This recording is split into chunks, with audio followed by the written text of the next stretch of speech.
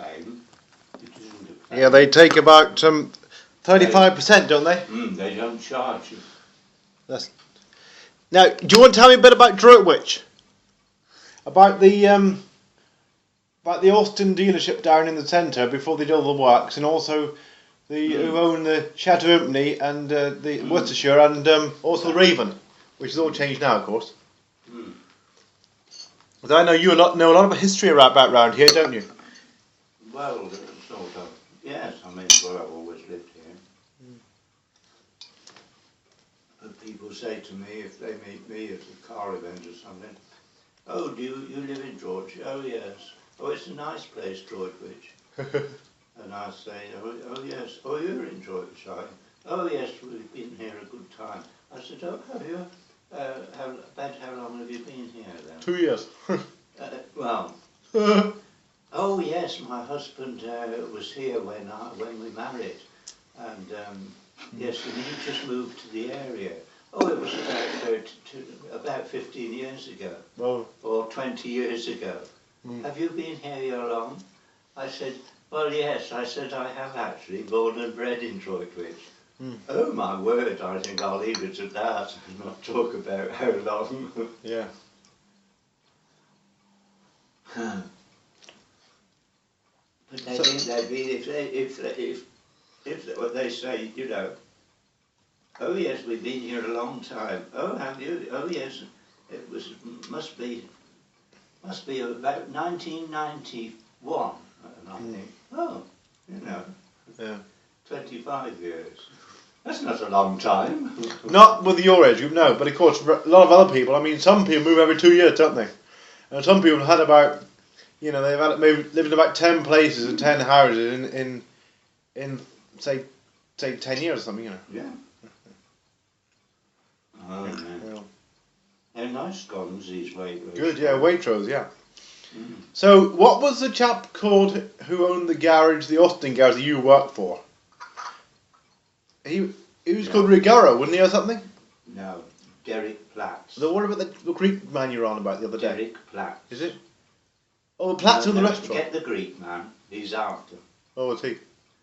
Derek Platts has got his name across that porch there. Yes, I've seen that, yeah. But well, if he was a Greek, he was Greek. I think he was Yugoslav or Czechoslovakia. Ragouche, that's it. Yes, he bought the Raven and the Worcestershire Hotel where the flats are now. That's right. Those big flats. That was the Worcestershire, privately owned. Raven Hotel, privately owned.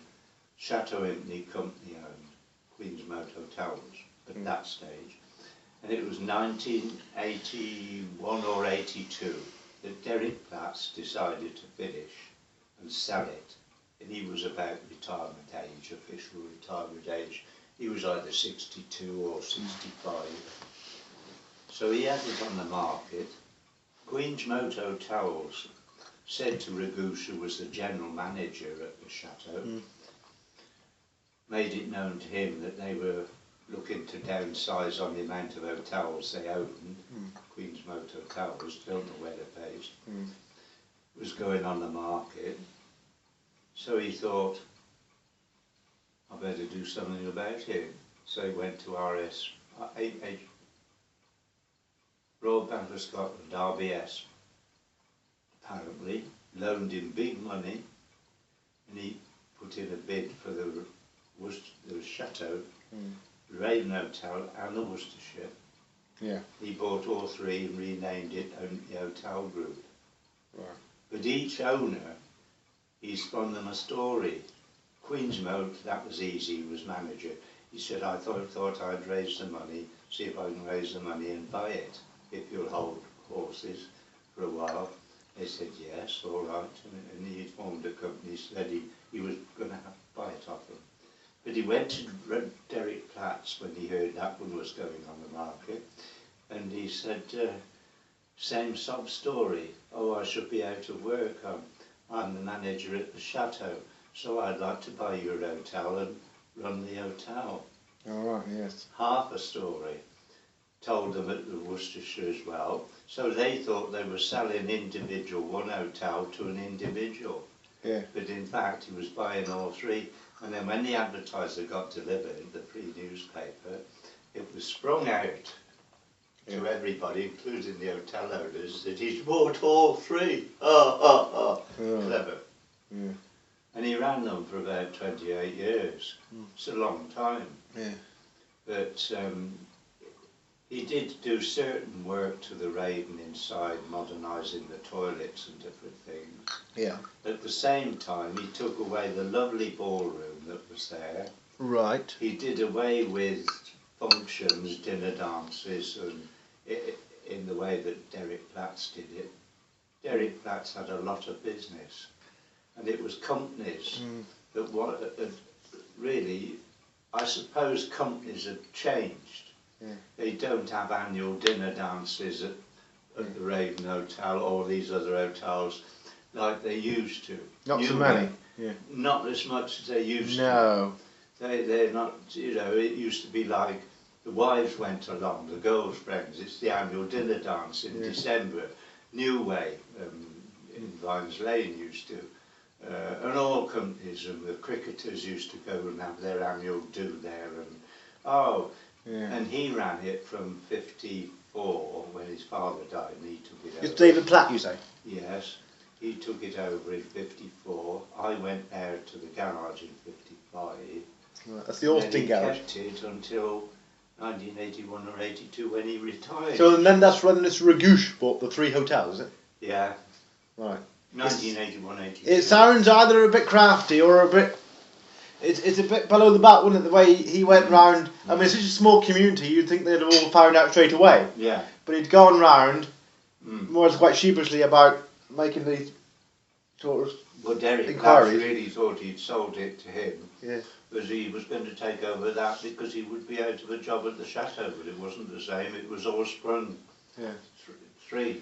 Bought all three hotels. At once? Oh, yes, it was borrowed money. Yes. Big money. Because, I mean, it seems like... Another cup of tea? Oh, yes, please. It does seem like there's a history of change, doesn't it? Because, I mean, it's it goes back to, obviously, the Salt King and all that core a bit, and then you got all these foreigners there now. I mean, so you say Ragouche was probably Yugoslavian and could be Greek. We're not really sure. Might have been Turkish, you never know. But... That's right. I mean...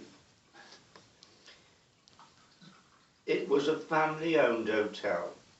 Harold Platts, and he was mayor of Droitwich. He took an interest in Droitwich during the war and the early post-war years until he died in 54 and Derek took it over.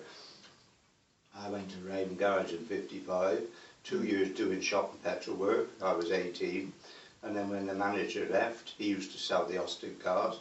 They offered me the job to run the sales side, which I did it for 15 years. Yeah.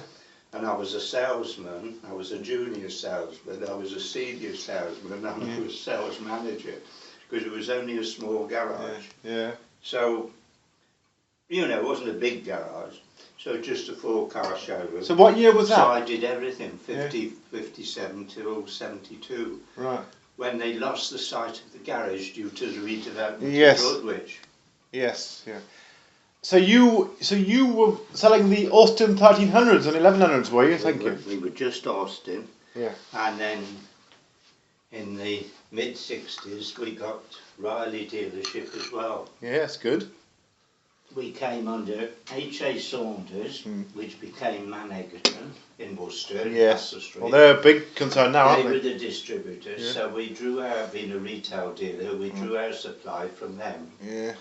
They got their supply from the factory, and then they supplied to various businesses, dealers in Worcestershire. Yeah.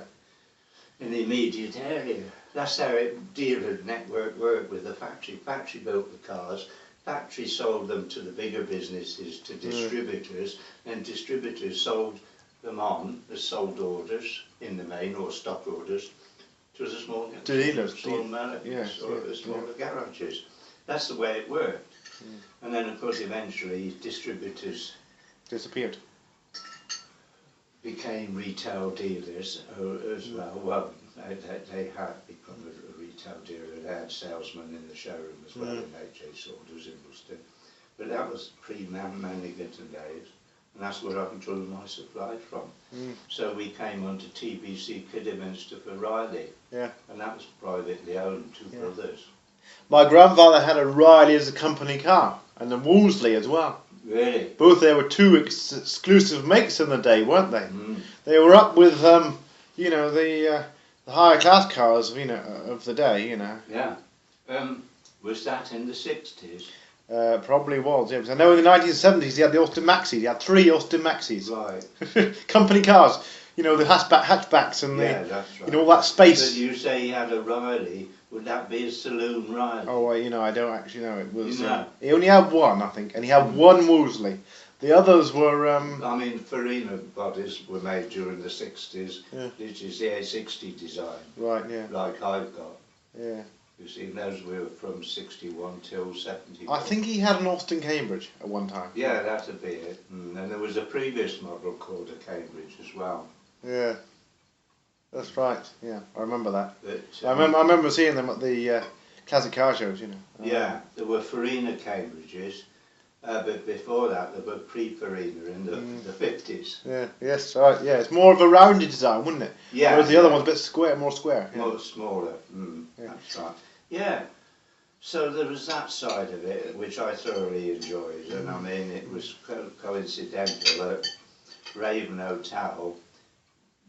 Motor Agents Association, county sections, with all the local business owners, privately owned garages and the distributors. We used to have a monthly evening meeting, as it happened, at the Raven Hotel. So the Worcestershire Group Motor Dealers, monthly meeting, business meeting, and they offered, you know, a voluntary chairman, voluntary secretary, and they'd run it as long as they wanted to, and an AGM as well. And if they put the name up to remain chairman, like Bertie Kempson did at the Ford dealers for a few years. It was interesting, but I mean, I used to come home, have my tea, and go back for 7:30 for the MAA meeting once a month. Then every February we had the ladies' night, which is wives and girlfriends, you know, sit down dinner in the Russell room, in the big banquet room, 150 of us. Where was that, Raven? At the Raven? At the Raven. At the Raven. Yeah. Sit down dinner dance.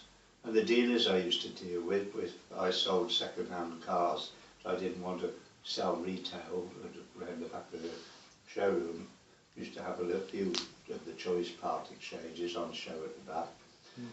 But at the higher mileage ones, or the business cars, I'd trade on to dealers, and these dealers used to come round, self-employed dealers, and buy off me the trade cars, and then they'd say, "Oh, you're going to the dinner in February?"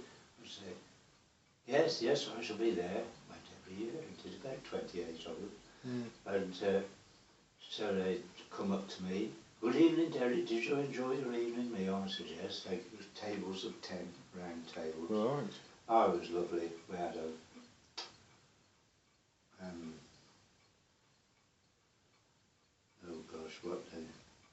forget what they call them, but men in red coats. Oh, yeah. Stand up and announce the speakers. Because after dinner we had a top table, a guest speaker, and the secretary spoke, the chairman spoke, or a guest speaker, you know. Yeah. What do they call them? The guys in the red coats, you know. Yes. Oh gosh, forgetting the words. You know what I mean anyway. And they knock the table and they announce the speaker. Keep us in order. Yes. We didn't used to have one, and we found that people were sitting round after dinner, smoking the cigars or whatnot, and chatting amongst themselves. And the chairman of our Motor Agents Association would get up and announce a guest speaker or something. And people in groups would be carrying on muttering and talking while the bloke was trying to speak. So they took on this, not master of ceremonies, well, what do they call them? They're not, you don't mean Freemasons, do you? No, you know, they announce, they keep you in order, announce the people. Oh gosh, anyway, they took on this one, Charles Edwards from Birmingham, and he used to come down for that in his red coat and his hammer and keep us in order. But people were most rude. They'd be out, they're supposed to be quiet when they're speaking after dinner. When was this, in the 60s? This was during the 60s and 70s. And people would be chatting and mumbling and muttering, and as the guest speaker stood there, you're supposed to sit there and listen. Yeah. Diabolical. And they're people that owned garages, business people. So gentlemen, please, silence. Yeah. So that had shut them up. But we didn't know he was down. But yeah, it had a lovely ballroom, he had it modernised, he had his own little 5-piece band. The dancing was beautiful. We did everything, the old time, the modern, the Scottish. He did a choice of different dances through the evening, in the ballroom. It was brilliant. So that room is at the back of the hotel. If you were looking now, ballroom, side on. The front of the hotel faces Victoria Square and the library. Yes. Well, that was the cinema. Yes. The library was the cinema. Yes. So it faced the cinema, shall we say. Round the corner, in that bit of road that goes to the traffic lights, that long building, that was the ballroom. Oh, yes. The ground floor. And the upper rooms were bedrooms. Right, okay, yeah. And he had it extended down that way. It's all very sad to see it gone, because Derek took it on and livened it up and got it all redecorated along the front. He employed 3 painters, decorators, he employed three gardeners. Derek Platt, is it Derek Platt? Derek Platt. Derek Platt, okay. Yeah. Platts with the S. Platts, yeah. Because there's a Platt's restaurant, isn't there? Still down there, mentioned well, on the door. Booze did that. That was the Tudor bar, a lovely bar with an open fire, counter. It was delightful little Tudor bar with a little alcove, and that's where the odd people, and I used to go if Christmas Eve or something, go in there, walk in, order a drink, sit down.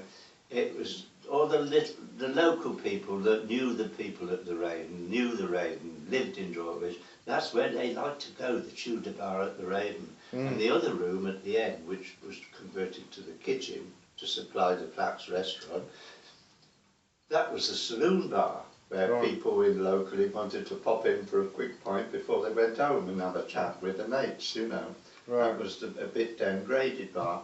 And then out the back of the hotel, facing the car park, was the cocktail bar, which was a long room. It was very nice. There were 3 there, you see.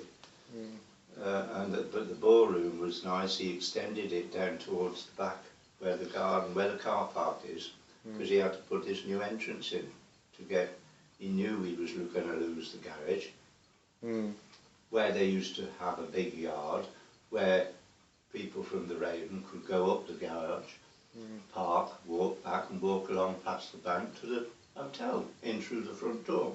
Yeah.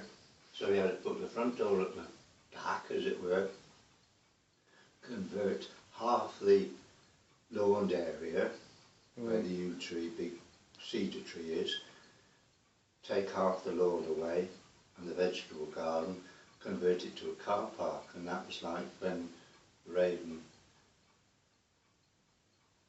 Raven Garage finished 72. I left in October 72, and then he started doing the work because he was going to lose the back of the yard, back of the garage. But it was council owned ground. Did you lose it because they needed car parking, or what happened there? Well, you see, because they built the shopping precinct. That precinct wasn't there. Oh, I see. So that's because. In other words, the garage that he had, the Austin garage, he was going to lose the car parking there, so he had to use it at the back of the hotel. He was going to lose the car park at the back of the garage, which was useful to the hotel, because the hotel hadn't got a car park. I see, yeah. They could park all around Victoria Square without lights, because it was all marked off, you see. But now, of course, it made pedestrianised, so he even lost that. Yeah. So he put the main entrance off the car park at the back, the new car park. Yes. That was like post 72, after 72. You said there was a lovely garden there, didn't you, at the back of the... I've got a photograph here of my brother and his wife when they got married by that big cedar tree. The girl's mother was barely fell off, and when Peter and Kath got married in 1955, May 55, they went out after the wedding breakfast and had a photograph taken. I've got a picture of them. What you're saying is that all the grounds behind the Raven there, where those fir trees are, I don't know how long they've been there as fir trees, but all those fir trees were planted by Ragouche. Are they? Because all that land round there was a lovely garden, lovely orchard, was it, you said? Mm. It was all sort of landscape gardens there, was it? And you said weddings used to take place there, didn't you? Rather than being at Chateau Impney, a lot of weddings used to take place. You know, in the back of the Raven. At the back, yeah, by the car park, yeah, is a cedar tree. Mm. You can see it's still there now. But the lawn area was twice that size. Top to bottom and hotel to edge of the car park. And at the back of that hotel, there, where the main entrance is off the car park, which was made the main entrance, all that red brick extension along there, Derek Platts hadn't got that. He put the main entrance in, turned the entrance round, but that wasn't there. Yeah. That is like built up, that was the Russell room with big open windows, and you could look out from the banqueting room, if it was summer evening and light, through big open windows into the gardens. Well, Ragouche, that red brick stuff with red brick tiling along, that's extended that. I don't know what that is, because if you go in the old Russell room, they've got the original windows there and they're all black curtained. You can't look out to that big room. And he renamed it from Russell room to Warwick room. Well, the Warwick room was the residence dining room, which was beyond. But I don't know.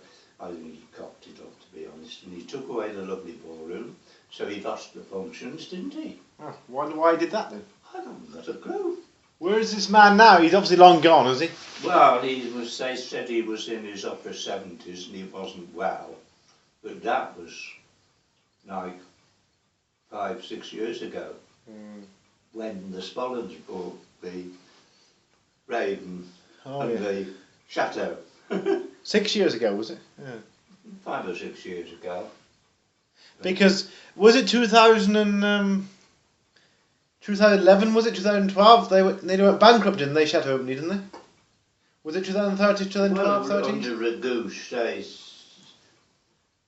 well... I heard rumours that it nearly went bankrupt about 3 years ago. I think with the recession, well, I mean, the Spollens have owned it, must be 4 years now. So it's got to be 5 years ago when he had them on the market. But I think he hit the recession. He was getting older and wasn't very well, and made a decision to sell them on. But right. I was thinking, it seems he was still in hock to RBS after all those years of trading. Was he? What? I think he would have paid it off. He was in a red situation, was he? Rather than a black situation. Weird. I mean, I can't understand it, to be honest, unless he hit the recession and started living off what he'd made again, and it all went. I don't know. But well, you know that anyway. You know that entrance opposite the Lido Park, that big drive, where he's got they're gone now.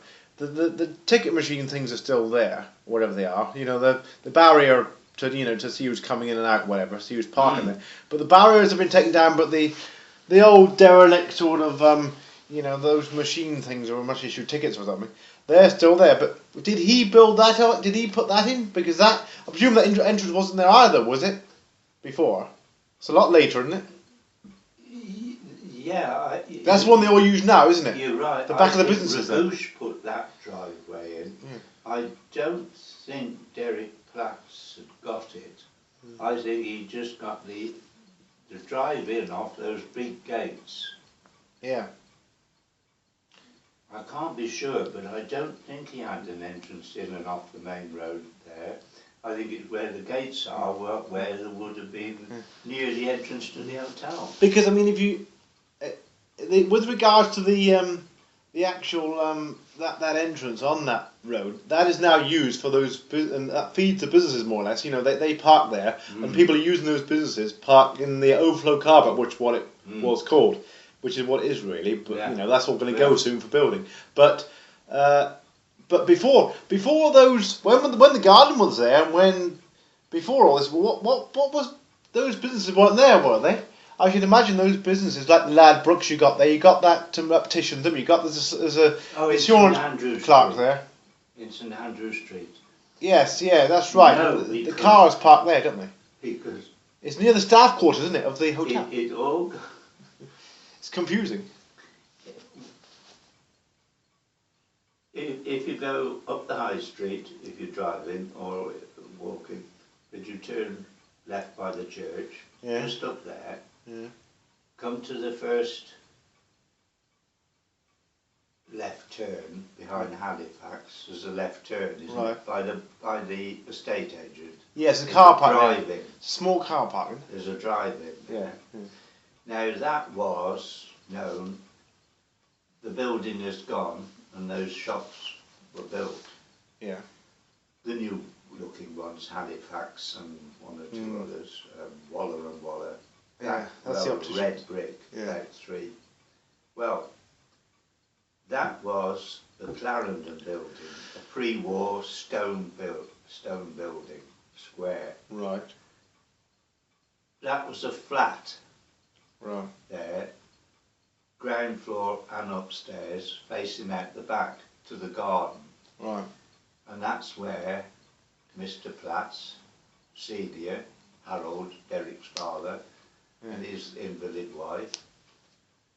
That was the flat where they lived, and Derrick Platts lived. It's all been knocked down this since, isn't it?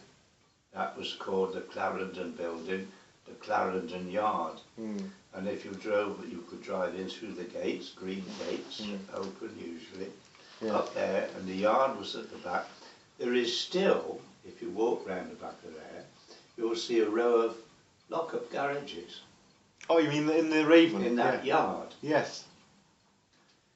Yeah. There's also a big. There was a row of lock-up garages there. Yeah. There was a row there. Now that row is still there. Yeah, but they're very derelict. But there's also a big. There's also a big double garage on the end. Yes. Near the businesses. Well, that was the Clarendon yard. So anybody that wanted to rent a lock-up for the night, which they used to with their cars if they stayed at the hotel, that was a few lock-ups there as well. Derrick Platts kept his car in there, Mrs. Platts and Jackie the daughter, theirs were there, Miss Boughton the secretary, friends of the family. I suppose to keep them out of the way as well. They had their 4 cars there. Occasionally I'd have to go down and they give me the key in the hotel reception and get his car out. He's going to London for the day tomorrow, check the tyres and the oil and fill it up and take it back and put it in and go up St Andrew Street and hand the car and the key into the reception. Yeah. That was in the 50s and 60s, you see, till the garage went in 72. What sort of car did he have then? Is that Austin? Well, he had a new one every 3 years. Once it got to be 3 years old, MOT needed, he changed his car. Yeah. Oh, I mean, I handled some very nice cars on his behalf. Did you? Yeah, well, of course, I had to get them, didn't I? Yeah. Through H.A. Saunders Worcester and then Van Egerton when they took over. But I mean, when I went there in 55, he got an A70 Hereford. Now that was built early 50s. An AB 238, a beige one, I can even remember. And I'd only been there, what, a couple of years, and he decided to change that. And he had an Austin A90 Westminster. Oh, yeah. That was the square shape, like the A40, A50. Yeah. And whereas the Hereford was a rounded body. These were square booted, square front. A black one, OWP 784. He had that. Then I took over sales for 15 years. The next one he had was an A105 in the same shape. And then 3 years on, he changed it again. Every 3 years, he'd come in. My car's 3 years old next week. I'll change it to another Westminster. Mm. And then he had a Princess R, he had 2 Princess R's. I had to collect. I used to have to go down. When Anna said, Princess R is here in black, or beige, or whatever colour he chose, he wrong but it changed round, had the changes. He'd choose it with his wife with a colour card and they'd have a change. And then I'd have to go down with a cheque for it and pick it up on trade place, drive it back, and prepare it, get it ready for him, taxed, insured, or swap the insurance. But yes, interesting. The Princess R, were you talking 1960s there? Princess R was, yes, 1960. It was a Westminster converted to a Princess R. It went to a Princess Coach, what was it? Name of the coach works down in London to be trimmed out. Right. Band and Plough. Oh, Band and Plough, yeah. Band and Plough coach works. And they had a Band and Plough Princess R. Was really a version of the way luxury coach works, wasn't it? Yes. That's the luxury, even the luxury versions of the your very own Montego. There was a Montego Van and Pla, leather, wood. Yeah, over the years they run the changes, but they were all designed in the Van and Plas. But the early ones, Princess R's and things, did actually genuinely go down to be trimmed out at Cricklewood. Right. Van and Pla. But the later versions, like Band and Pla Allegro in the 70s. Oh yes. I think they were done up here. They didn't go to Van and Pla to be trimmed, but they had the name, the Van and Pla version with a wood veneer dash and leather seats and all that. Picnic tables and all that. Over the year, yes, in the back seats, all that sort of thing. Yes. But I did, But that's what that yard was. Back of those first 3 shops. Yeah. If you look at it, it's 3 or 4. There's the Salvation Armies in the old part of one of the old buildings, I think. Yes. There's Waller and Waller.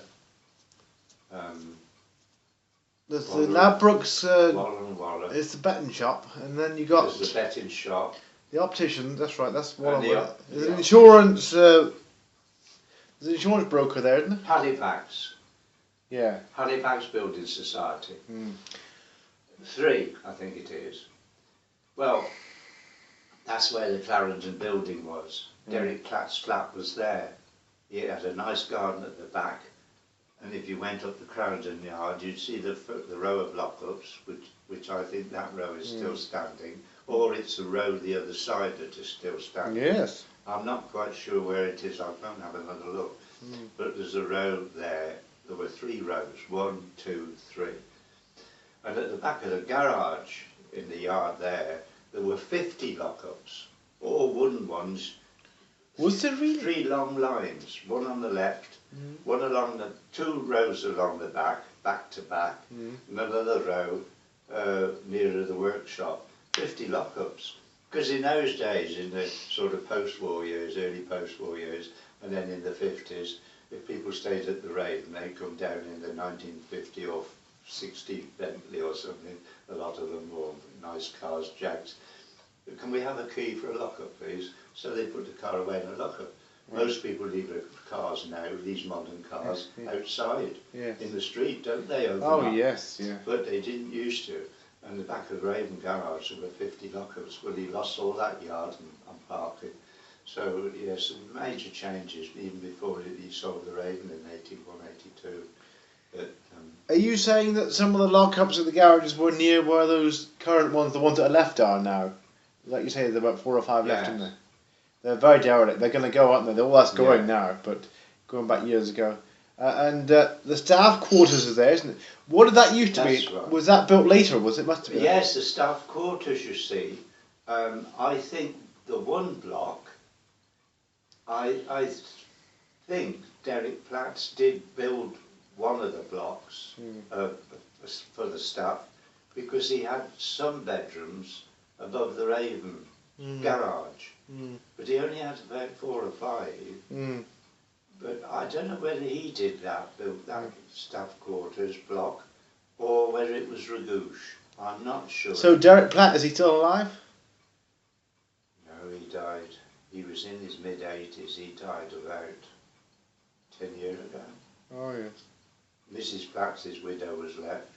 She had a flat at Rowan Court for a few years. She's gone. Right. Jackie, the daughter, lives at Chadley Corbett. Does she? Right. Yes, married, had a family, you know. There was only the one girl, Jackie. Mm. Yeah, it's all very interesting, isn't it? It's an interesting history. But, yeah, I mean, many memories for me. Very happy memories, because it was so good. 15 years I ran my own little department selling the cars. At the Austin dealership. Austin and Riley, at Derek Platt's, you know. Yes. Whenever I needed a cheque for road tax to go and tax new cars that were sold on behalf of the customers, or collect a new one from Manigaton, one supplied to us, ongoing to customers, I'd always have to go in, because Derek Platts was the man to sign the cheque. And I'd go, and he was gruff. I said if he relied on his charm, the way he spoke to people and behaved and acted, he'd be bankrupt. But he ran a good hotel. Yes. And he did do well. I mean, he actually, that Clarendon yard, it's quite possible that he sold that Clarendon yard and Clarendon building to the builders, because I would think he did. And a builder built the 3 shops. Right. And a bit, you know, made the bit of parking around the back, because he sold that. Well, back in the 60s, I would think he might have sold that site, because he bought the house opposite, you know where the traffic lights are, Yes. on the main road, Yeah. and there's Rowan Court there, and the Yes. Maiden there, Yes.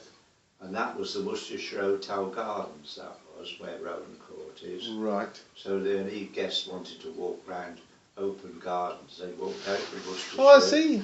Across out the main entrance, Yes. and you will see an entrance gate along Yes. that road, Yes. and they could go and walk round those gardens. Those were the Worcestershire. I Hotel wonder Gardens. what was there before Rowan Court. And then you see on the borderline the hedge. The other side was the vegetable garden for the Raven, and they extended the bigger lawn and the cedar tree, Right.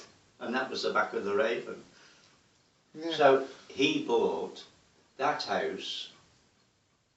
Was a Mr. and Mrs.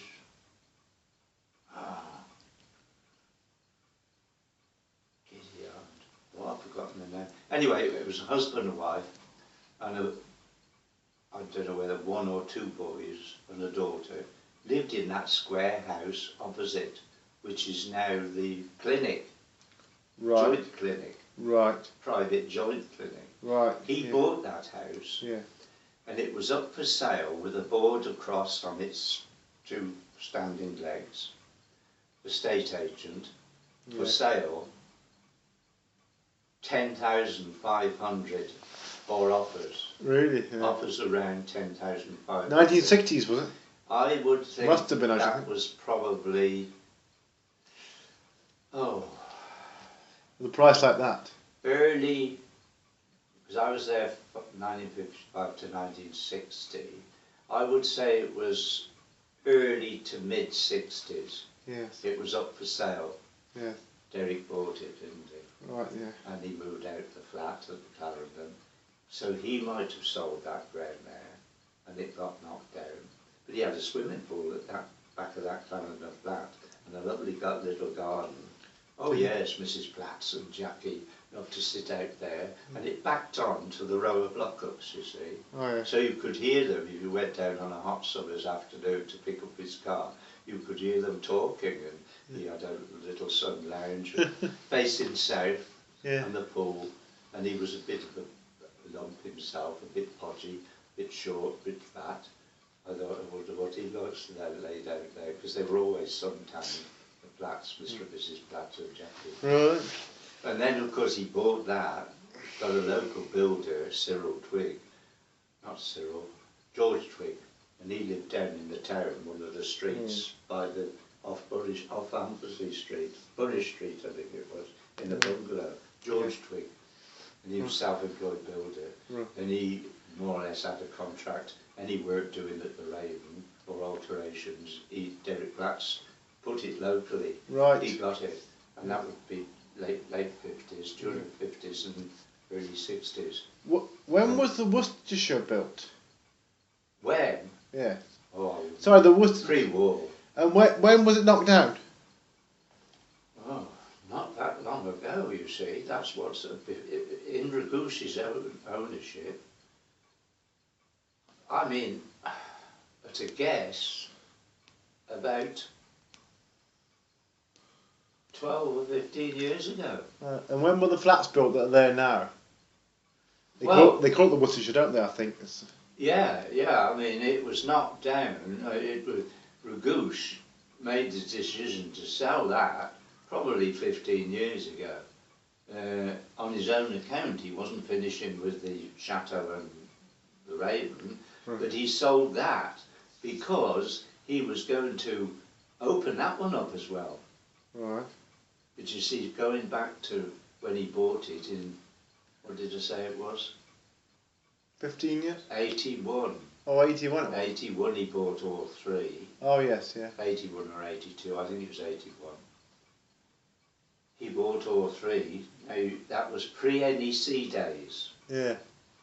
And he thought there would be much scope for people that wanted accommodation in the Birmingham area. Derek Platts used to get some business from the actors and actresses and the cricketers at Edgbaston and all that. They used to come down, and cricket commentators, Peter West and Brian Johnson, they all used to come out 20 miles from Birmingham, stay at the Raven overnight in the 50s and 60s. Yeah. But he bought it in, what did I say, 81 or 3. Yeah. It was pre-NEC days, because NEC opened about early 90s, didn't it? I think 1990. No, it didn't, 76. Was it 76? Yeah, the original, the first bit of it was 76. I was surprised because I saw a board up there. It says 40 years of the NEC. Oh, yeah, that's right. That's right, you're right. And I expect to be extended though, and there's been hotels built over the years, so it's probably right. Your assumption is probably right that things have changed. No, why I said it was early 90s. It was 1991, I think. Right. Symphony Hall opened. Oh, I see. In Birmingham. That's been mentioned just recently in oh, yes. May. I think it was May 91. No, I got that wrong. Yes. You're right, 40 years. Yeah. Well, he should have, that's what he didn't buy these three hotels till 81, 82 say. Yeah. Say 81. Mm. Well, the NEC was, you're right, NEC was already open. But I think he thought with the NEC complex coming along, or there, there'd be added business from people going to the NEC. Do you think it's a nuisance phone call? Do you want me to get it for you? No, it's not. You see, 4 or 5. Okay. 3 or 4. Anyway, as you were saying... No, that isn't you or anybody else who wanted me. No. I'll plug with them. Anyway, as you were saying, Derek, things have changed. So you'd think what they were saying, he's onto a good thing. He's going to modernise the Worcestershire, restore it. He's going to make that a 5-star hotel. Yes. 5-star. Raven, there'll be loads of business. Did you know, or have you been up there to the Chateau and seen that Regent Centre? I've been up there. That looks like a modern building. It's like a conference centre, isn't it, at the back? What's that mean? It was not there when he bought the Chateau. Yeah. In what, 1981? In fact, there's a date up there. The Antiques Roadshow, the Antiques Fair was on at the weekend. Oh, right. It says there's a date. I think it's something like 1993 or something. Yeah, well, there you go. Yeah. After he bought the 4-3. Yeah. But he thought there was going to be accommodation available if he made it 5-star. Worcestershire converted to 5-star. One of the top hotels. People from the NEC, there'll be loads of business. Yeah. But he built that as a conference centre at the back, the Regent Centre. Right, yes. All built, all modern, red brick. There's meeting rooms, there's different suites bordering it on the outside of the main hall, you know. You've been inside. In what, even the Regent Centre? Centre. Yeah, I went in the classic. Did you go when the classic car show was on about two and a half years ago? Yeah. They had a big classic car auction. In December. Yes. I don't know if it might have been. It was certainly. No, it was 2 weeks before Christmas, middle of December, and it was an auction. And it was 2.5 years ago, and what it was really was H&H auctions. Yes. There. But I only went there once. A lot of people knew about it, and it was a dry, cold, frosty morning with blue sky, and it was amazing. And I think it was about 3 weeks. Was it like the 3rd and 4th of December? Not middle, not 14th. I think it was about the 4th and 5th or something. Midweek on the Tuesday, Wednesday. Yeah. And I thought it was clear blue sky. I'd thought about going, I'd heard about it, and there would be no charge unless you wanted to go into the auction hall, and then when the auction was on, and then you had to buy a catalogue. But it was a free event otherwise, and I thought, I dare say a lot of local enthusiasts, being as it's a sunny morning, frosty but not horrible wet December day, I wouldn't be surprised if people don't turn up in their classic cars. So I went about 10 o'clock in the A60. The car park alongside was practically full all over with classic cars. Oh, you were up there, were you? Yeah, with the A60. Oh, yes. Took me lunch, took a sandwich and a flask. I think I even saw you, you know. Hmm? I think I even saw you. By the way, did you go to Pershore to the No. Plum Fair? No. I've seen you somewhere else. Where else do you go normally No. for the car shows? You've been a few places, haven't you? I think Well- I've seen the car. Well, Ragley Hall, at the end of May, Right. that's near Ulster. Yeah. There's local ones. Mm. Well, the Droitwich show, Saturday mornings once a year. Otherwise, I go further afield. What about, there was one at Webb's Garden Centre one time. Ah, yeah, well, it's every year, every Sunday, bank holiday Sunday. Is it? Yeah. Is it? When's it on? Is it on this? When's it on next? Is it on the end of May? Every bank holiday Sunday. Is it which bank holiday? August. Oh, it's August. Yeah. Oh, right, yeah.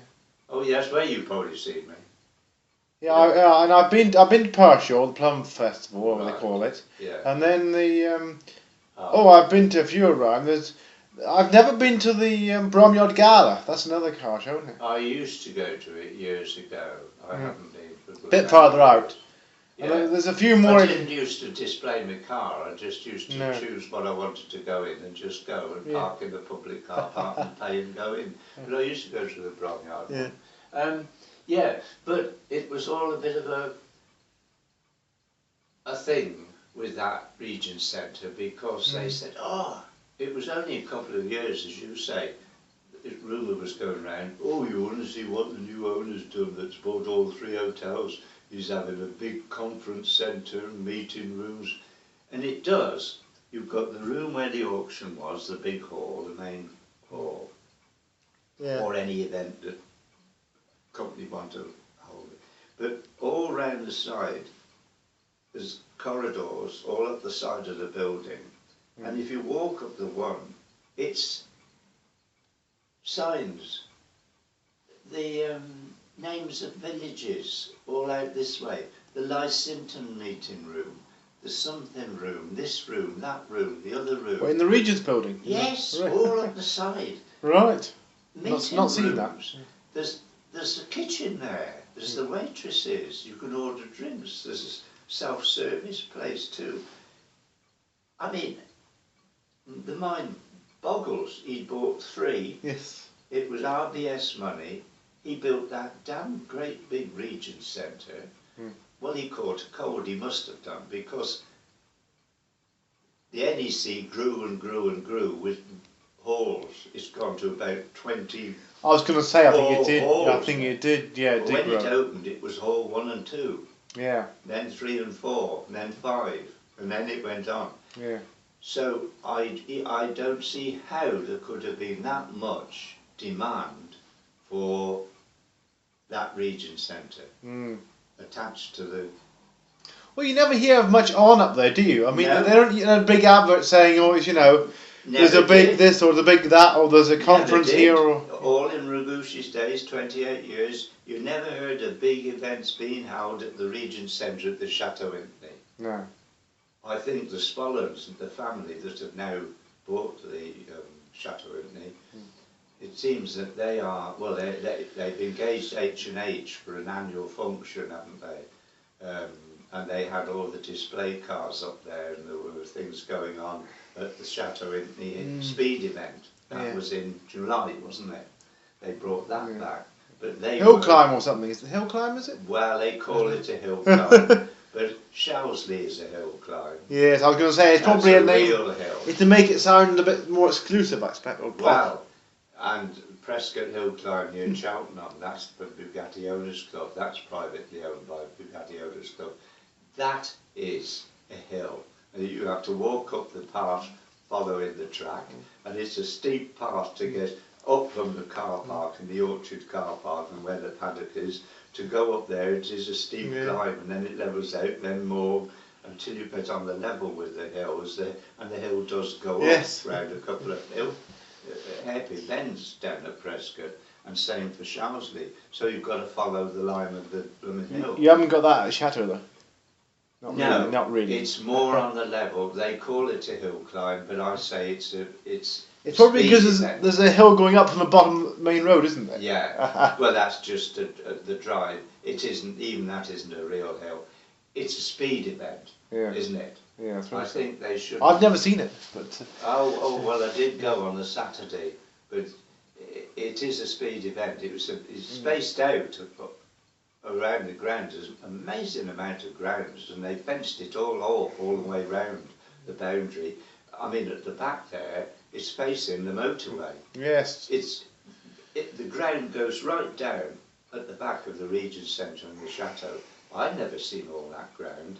And when I went on the Saturday morning, the parking, you had to go up the main drive partly, turn left, and it was all planked. Well, like they said, it was aluminium slats all across that field, and then turn to the right, up the other field, and it was all interwoven slats over the grass, up to the top, and then the parking, they said classic car parking. If you turn up in a classic car, there'll be allocated parking for the classic cars. So it was right up to the top, turn to the right, and along there, and it was nearest the back of the chateau, the paddock. It was nearer, but it was still a fair walk to get back to the cars, round